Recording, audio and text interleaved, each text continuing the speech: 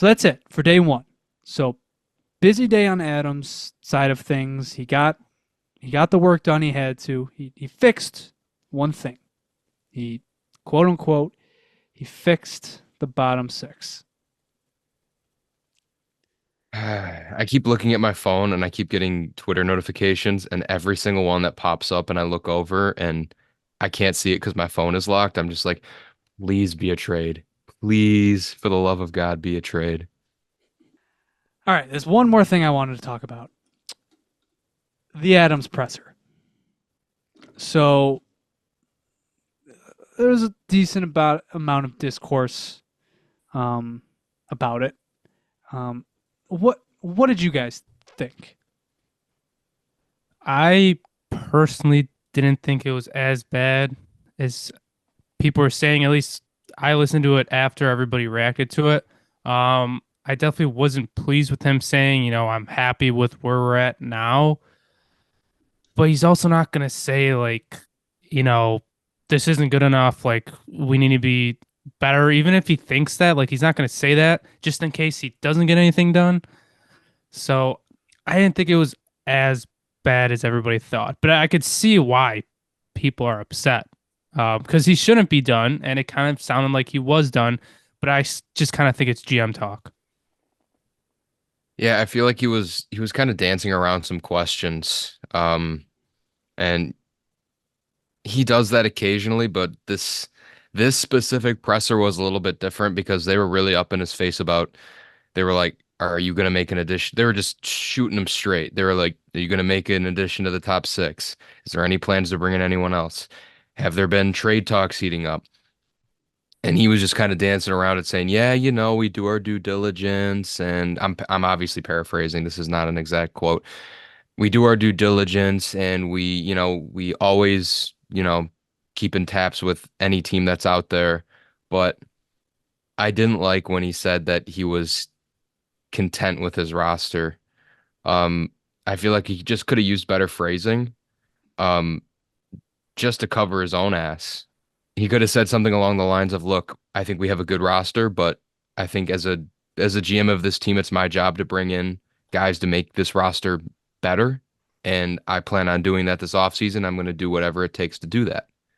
Not knocking the roster we have now because I do believe he made improvements, but also saying in a way, we're not done yet, and nor should we be done because there is still work to be done, and he should not be going off to his quote unquote cabin until something is done.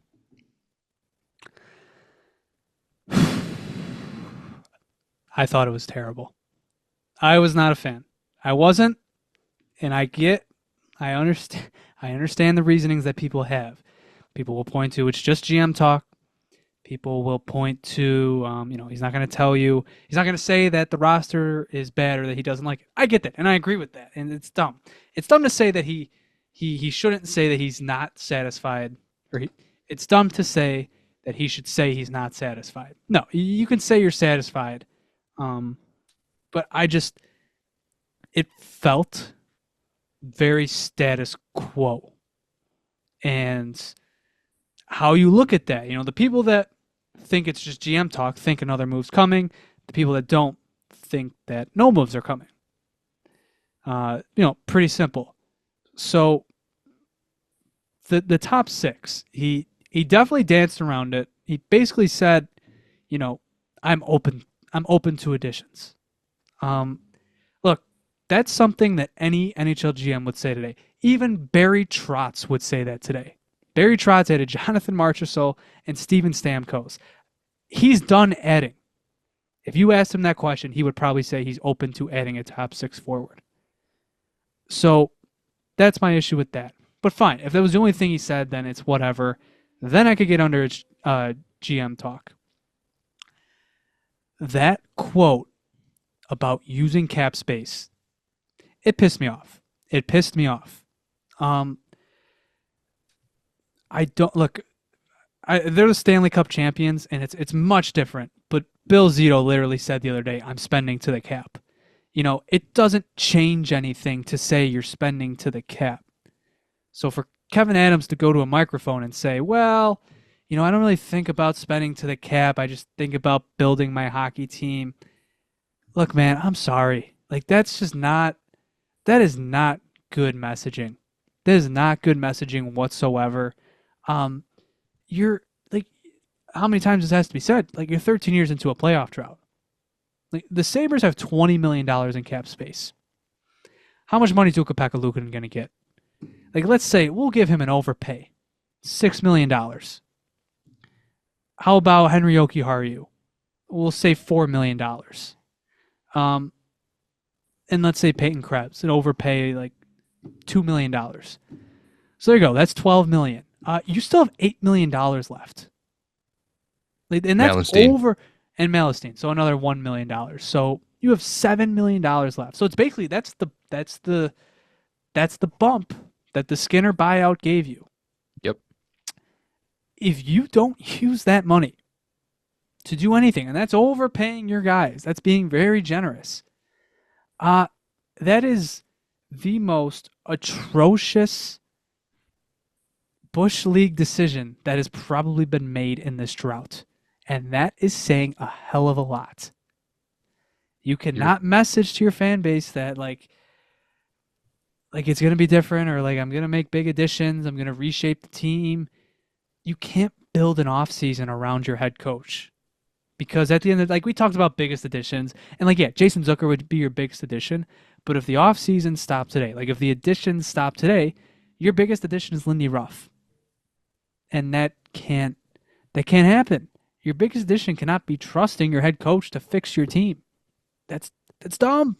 That's not good. If you like $8 million or $7 million in cap space, if you do that walking into opening night, that's just unacceptable. No team in a 13-year drought would ever do that. Ever. They would never do that. And to say that you don't think about it, or even the quote he mentioned, he kind of brushed past it where he was like, yeah, if a player says he's not interested in being a Buffalo Sabre, I just kind of write them off as an option. Like, okay, like I know that's your messaging, but holy crap, you can sell players on Buffalo. Like their minds could be changed. Not to jump sports here, but like when LaShawn McCoy was traded to Buffalo, he hated the city. He didn't want to be here. What happened by the end of it? He friggin' loved it here. He said it was the biggest mistake to think it would be a bad thing to come here. Like you can go after players that maybe aren't 100% sold on being a Sabre. It's fine. It's fine. I don't know. I know I'm jumping the gun on the Adams hate. I said last episode I would give it till the end of the week, and he had a good day today.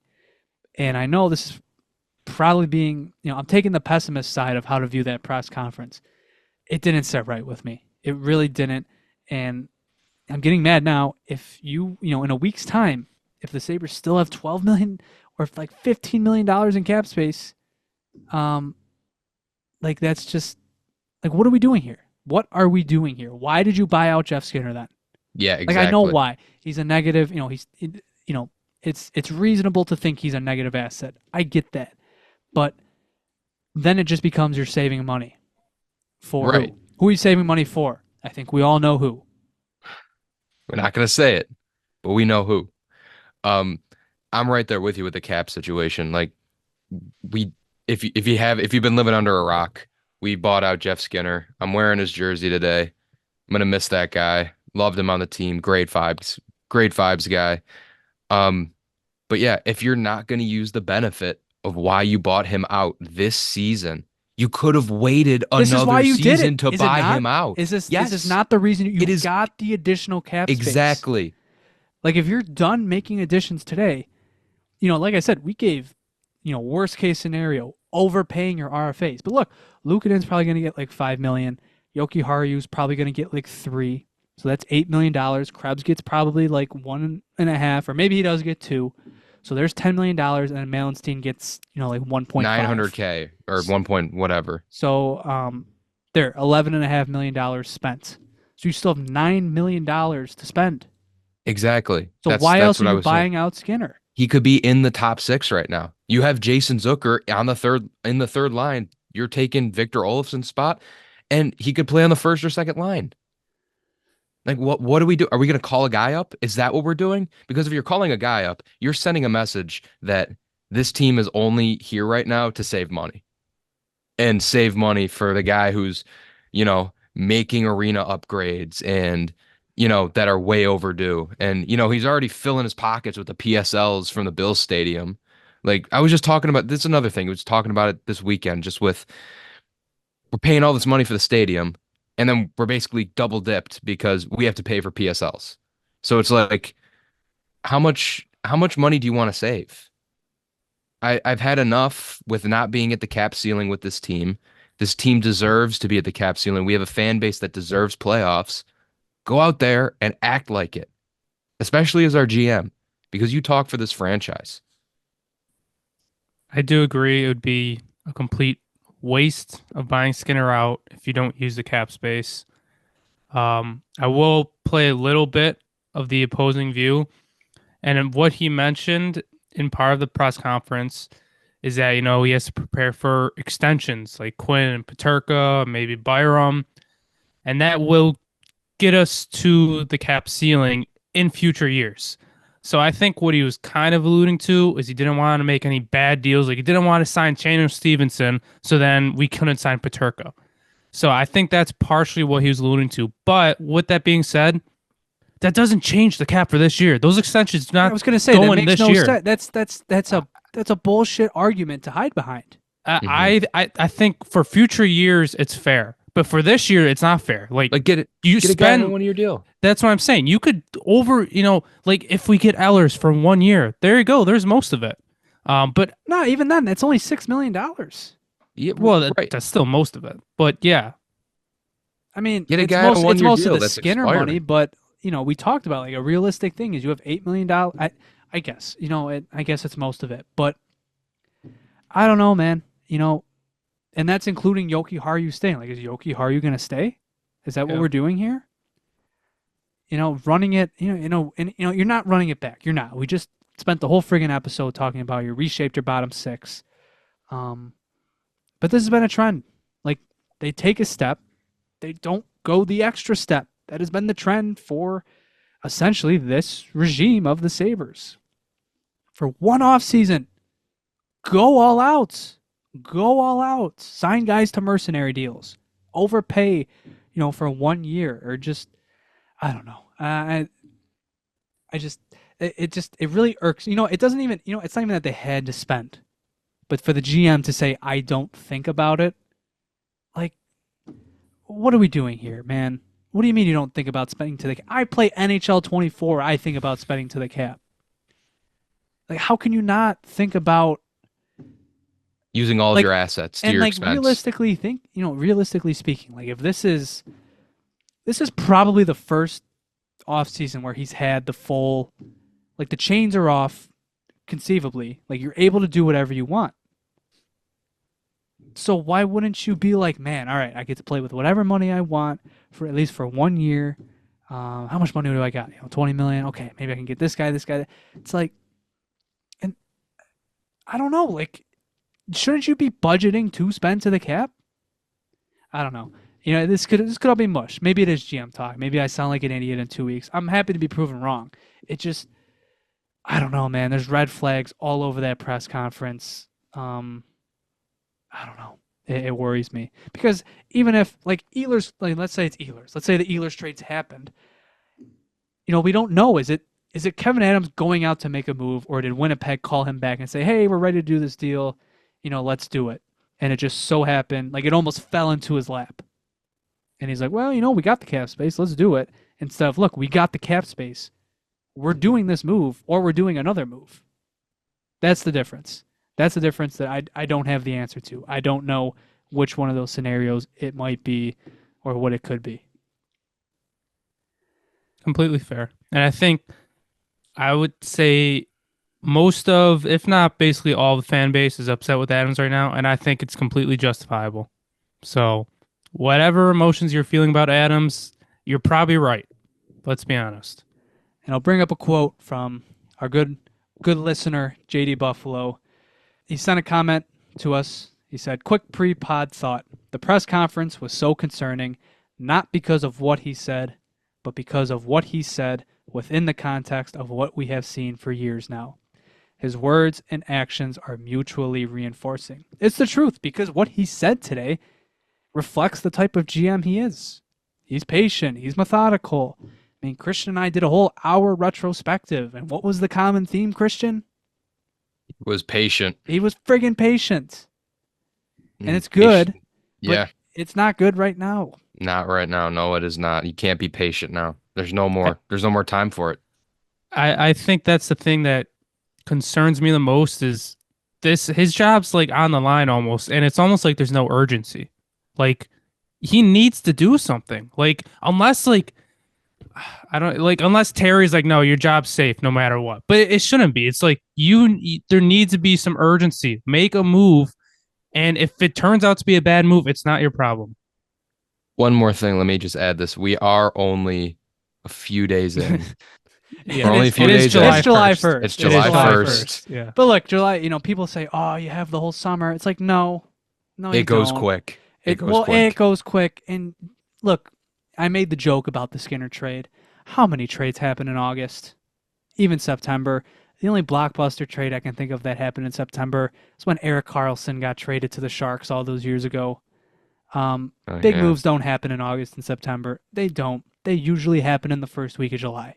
So he has until the end of the week, basically. If maybe he pulls off a shocking move in late summer, fine.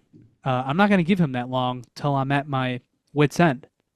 If our next episode, most likely, if probably going to be next week, if we're looking at the same roster and like there's no inkling that another move is on the way, I'm going to assume this is the roster because this is what happens. GMs leave for their summer cottages at the end of the week because they've had a tough summer or tough year, at least some of them. So Most of them. Like I said, I'll save my true anger.